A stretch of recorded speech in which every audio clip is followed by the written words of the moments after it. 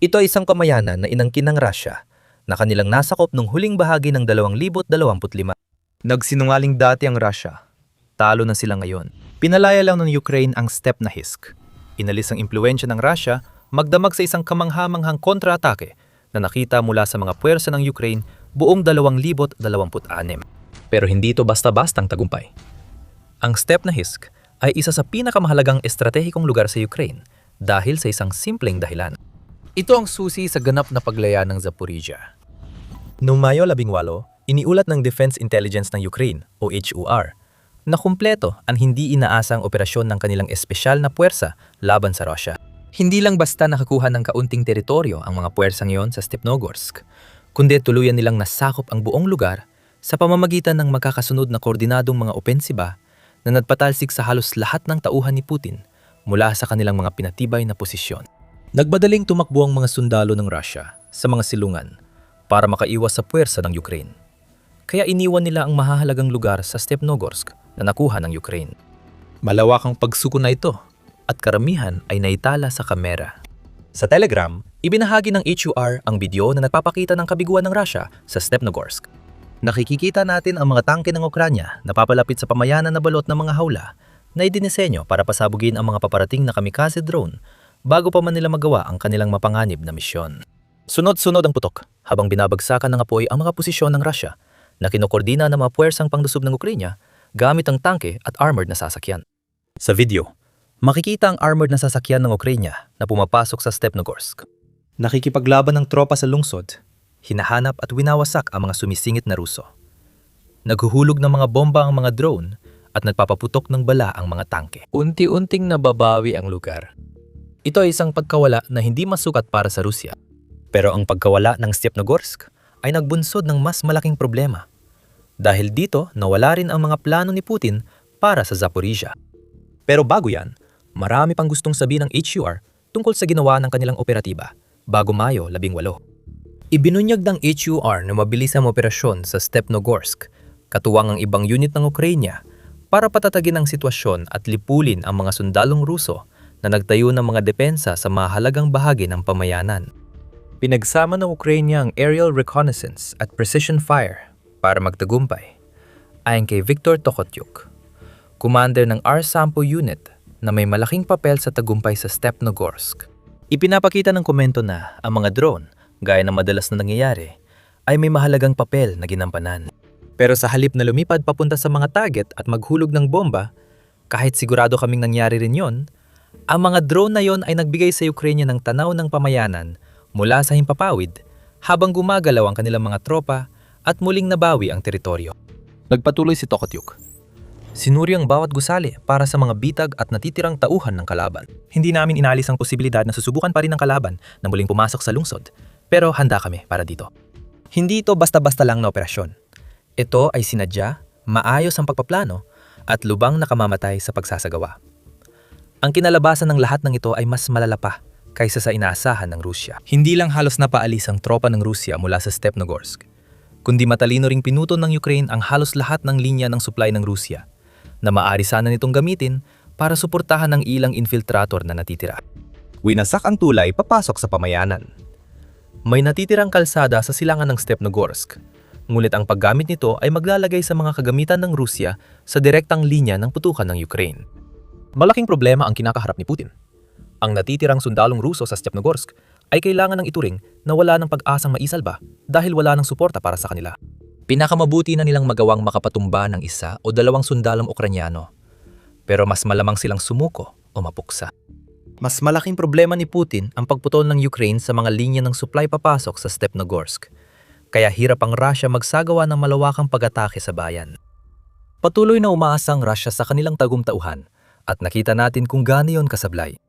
Sinubukan ng Russia ipagtanggol ang posisyon laban sa tuloy-tuloy na atake ng Ukraine, pero mahina ang depensa nila na nagpapakitang matagal nang walang supply ang kanilang mga tauhan sa Stepnogorsk. Ang pinakamagagawa lang nila ay maghanda ng isang FPV drone na nag-aabang sa mga tangke at armored vehicles ng Ukraine. Hindi man lang nakalapit ang drone na yon. Iniulat ng United 24 Media na natukoy at nawasak ito bago pa makapinsala. Sandali, isang FPV drone lang. Iniisip pa ng Rusya na kaya nilang protektahan ng Stepnogorsk gamit lang ang isang drone? O kulang na lang talaga ang supply ng kanilang tropa, kaya ito lang ang naipadala? Hindi na mahalaga dahil napalayan na ang lugar at pwede nang simulan ang derussification. Ito ay 1 taon ng bigong pagsakop ng Rusya sa Stepnogorsk. Ayon kay Kirill Budanov, pinuno ng opisina ng Pangulo ng Ukraine.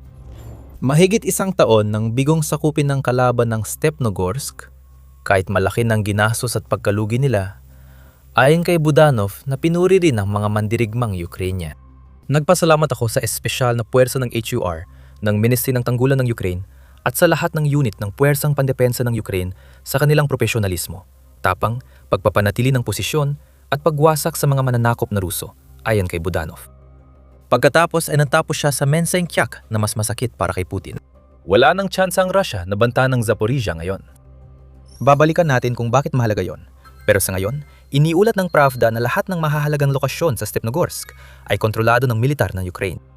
Magkakaroon ng alaala ang Russia, pero hindi ito tungkol sa malalaking tagumpay gaya ng paglayan ng Kupiansk sa bandang huli ng 2025. Hindi, makikita ng Russia ang nangyari lang sa Stepnogorsk. At malalaman nitong ang kahangahangang operasyon ng HUR ay direktang kasunod ng isa pang ginawa ng Ukraine ilang araw lang ang nakalipas. Noong Mayo 15, iniulat ng United 24 Media na binasag ng puwersa ng Ukraine ang mga depensa ng Russia sa Kharkiv. Dahilan para malaya ang baryo ng Odradna at 22 kilometro ng teritoryo. Malinaw ang estratehiya. Ang aktibong depensa ng Ukraine ay nakatuon ang paghahanap ng kahinaan ng Russia at pag-atake para tapusin ang Russification. Nangyari ito sa Kharkiv noong Mayo 15 at nayon sa Stepnogorsk. Hindi na makakakuha ng konsolasyon si Putin sa pag-asang minsan o 2 beses lang itong nagawa ng Ukraine. Ang mahalaga ay iiyak na lang si Putin sa kanyang vodka dahil ang nakita niya sa Stepnogorsk ay bahagi ng isang pattern na nagpapakita kung paano tuluyang pumalpak ang engranding spring offensive na inilunsad ng Russia noong unang bahagi ng Marso. Pinalalakas lang ng Ukraine ang momentum mula sa 1 Abril na napakatagumpay na sa usapin ng kontra-atake. Ayon sa ulat ng Institute for the Study of War, noong Mayo 21 naranasan ng Russia ang netong pagkawalan ng teritoryo laban sa Ukraine. Mula nung paglusob noong Agosto 2024 sa reyon ng Kursk ng Russia. Kung wala ang paglusob, lalala ang sitwasyon ni Putin. Hindi pa naranasan ng Russia ang netong pagkawala mula summer counteroffensive ng Ukraine noong 2023. Buwan-buwan mula noon, maliban Agosto 2024, nagyayabang ang Kremlin sa mga nakuha nilang teritoryo kahit maliit. Noong Abril, walang pagyayabang mula sa kanila. Habang pinalalayan ng Ukraine ang mga pamayanan at nahihirapan ang puwersa ni Putin sa Donbas na ngayong Mayo, posibleng malapit nang maranasan ng Russia ang panibagong netong pagkawala. Kung mangyari yon, magiging tampok ang Stepnogorsk. Kasama ng iba pang tagumpay ng Ukraine, ipinapakita nito kay Putin na lumilipat na pabor sa Ukraine ang agos ng labanan. Ayon sa ISW, matagal nang may senyales ng pagbabago sa laban base sa datos ng labanan. Ang bilis ng pag-usad ng mga Ruso sa buong labanan ay patuloy na bumabagal. Simula pa noong Nobyembre 2025 dahil sa tuloy-tuloy na pag-atake ng mga Ukrainian sa lupa at mga mid-range na strike ng Ukraine. Ang pagharang sa paggamit ng Russia ng mga terminal ng Starlink sa Ukraine at ang paghigpit ng Kremlin sa Telegram noong Pebrero 2026 ay nagpalala sa problema ng militar ng Russia ayon sa ulat ng ISW noong Mayo 2. Hindi na kontra ng Russia ang mga problemang ito. Natapos na ang tinatawag ng CNN na winning streak ng Russia sa Ukraine. Ramdam na rin ito ng mga sundalong Ukrainian. Iginit ng opisyal na si Kirill Bondarenko sa CNN na nagbago na ang ihip ng hangin. Napansin niya na pagod at mababa na ang moral ng mga puwersang Ruso laban sa Ukraine. Ganyan talagang nangyayari kapag inubos ni Putin ang bawat medyo may talento na sundalo na meron ng Russia. Ang natitira na lang ay ang mga magugulong. Hindi maayos ang pagsasanay ng mga sundalo na ayaw naman talagang mapunta sa Ukraine mula sa simula. Hindi na nanalo sa digmaan ang mga sundalong. Itinuturing lang na karning kanyon gaano man karami ang nasa poder ni Putin. Pinatunayan ng Ukraine ng isang maayos na koordinadong kontra-atake ay kayang kumawi sa isang taong pagsisikap ng mga puwersang Ruso. Stepnogorsk pa lang ang simula papuntang natitirang bahagi ng Zaporizhia. Bago namin ipaliwanag kung bakit, paalala na pinapanood mong The Military Show. Kung gusto mo pa ng ganitong impormasyon, mag-subscribe para hindi mamiss ang aming mga video. Sa unang tingin, tila walang halaga ang Stepnogorsk.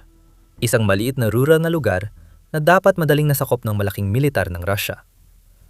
Pero hindi nila ito nagawa. Ngunit ang pagpapalaya ng Ukraine sa pamayanang ito at ang pag-alis ng impluwensyang Ruso rito ay may mga epektong umaabot ng higit pa sa baryo. Mahalaga ang Stepnogorsk sa plano ni Putin para sa Zaporizhia. At ito ang dahilan.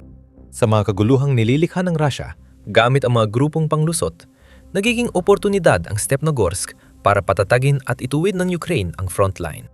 Ngayon, may base na ang Ukraine para magplano ng mas malalim na paglusob sa mga okupadong bahagi ng Zaporizhia. Ang sentrong puntong iyon ay nawala rin sa Russia. Bago napalaya ng Ukraine ang Stepnogorsk, inihanda ang baryo bilang posibleng base para sa mga susunod na paglusob ng Russia sa Zaporizhia. Iyan ang dahilan kung bakit ginugol ng Russia ang mahigit isang taon sa pagtatangkang sakupin ng lugar, ngunit nabigo sila. Isa itong panimulang base.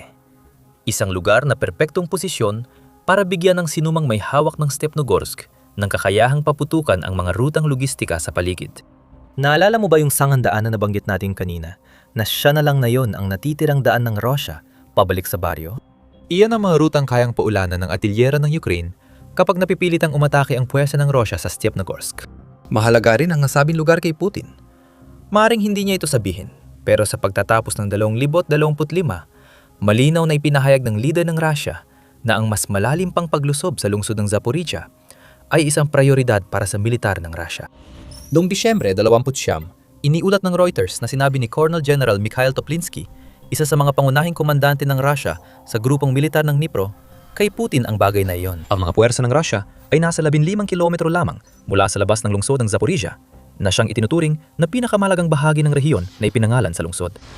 Ayon sa Reuters, kontrolado ng Russia ang halos 75% ng Zaporizhia Oblast, pati na ang nuclear power plant doon.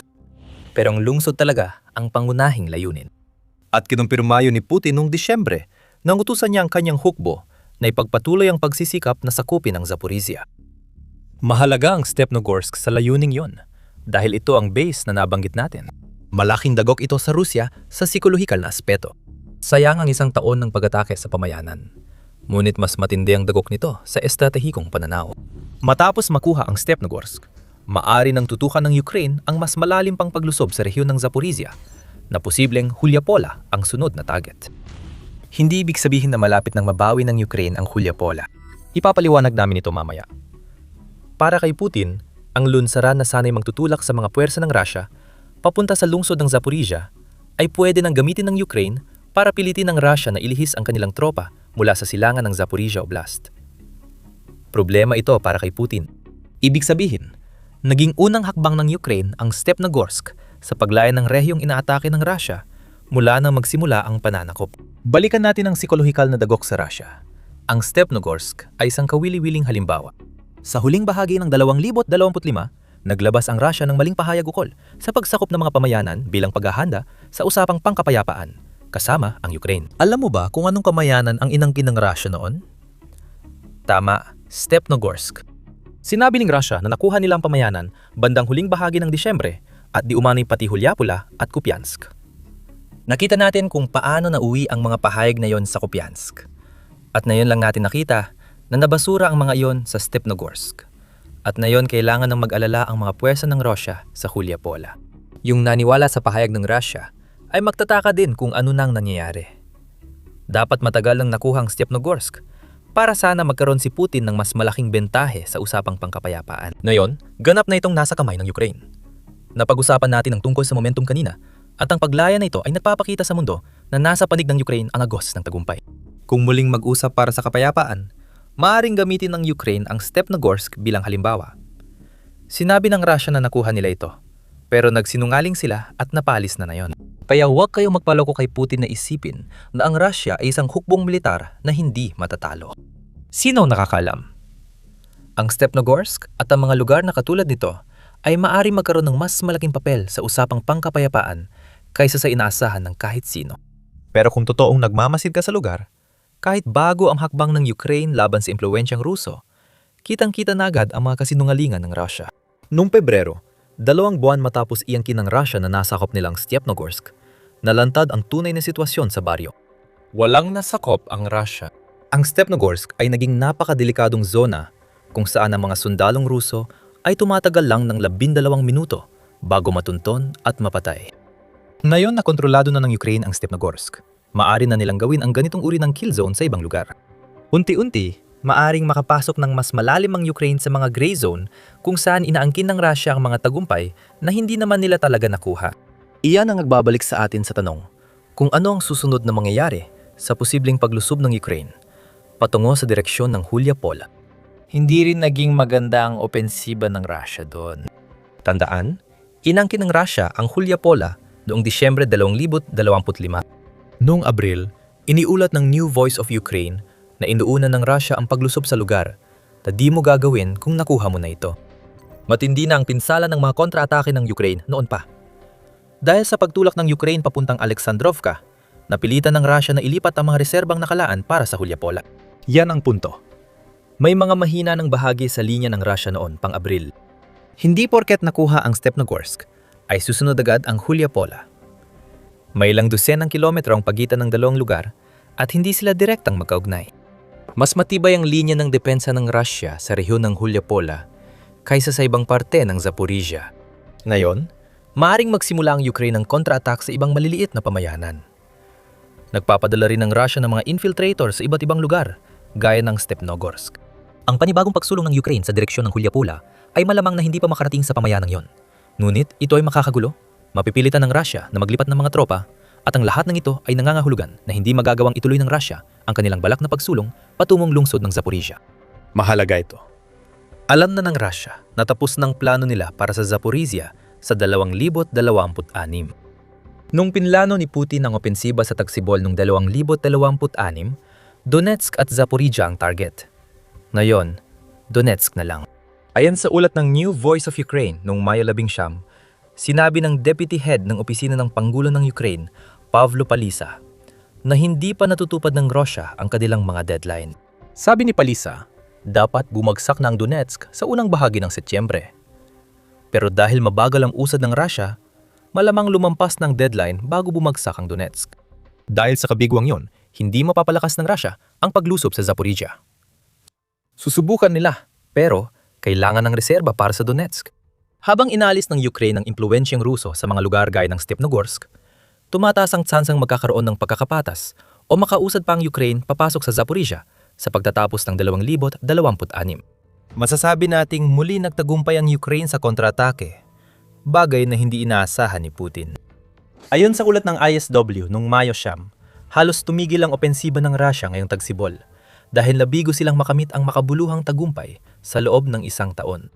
Ayon pa sa ISW, ang mga teritoryong nakuha, lalo na noong 2026, ay limitado at hindi mahalaga sa estratehiya. Pinalalala ng problemang yon at nagiging issue na ito para sa Russia sa 12-12 ng milya sa likod ng bagong front sa Stepnogorsk na yung kontrolado na ito ng Ukraine dahil sa mid-range na estratehiya ng Ukraine. Pinagsasama ng Ukraine ang mga rocket strike gamit ang mga sistema tulad ng HIMARS na tumulong sa kanila na tamaan ang malapit na likurang bahagi ng mga puwersang Ruso noon, kasama ang bagong henerasyon ng mid-range drones na sumisira sa logistics at command ng Russia sa likod ng front. Dumoble noong Abril ang mid-range drone strike ng Ukraine kumpara Marso, mas madalas na tinatamaan ng mga target hanggang 180 kilometro sa likod ng front. Bantay ito sa Russia at sa layunin nito sa Zaporizhia. Hindi pa handa ang Ukraine sumugod sa Clivopoli.